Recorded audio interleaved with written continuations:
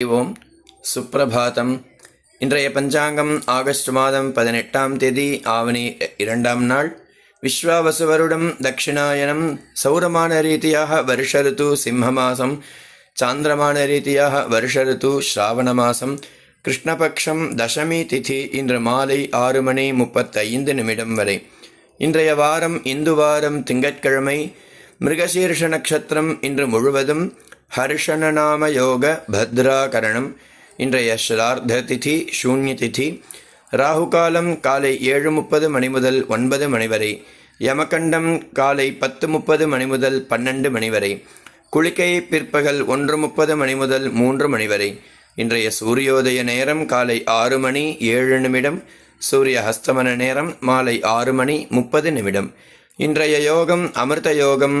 நல்ல நேரம் காலை 6:15 மணி முதல் 7:15 மணி வரை. மாலை 4:45 மணி முதல் 5:45 மணி வரை. இன்றைய சந்திராஷ்டமம் விசாக நட்சத்திரம்.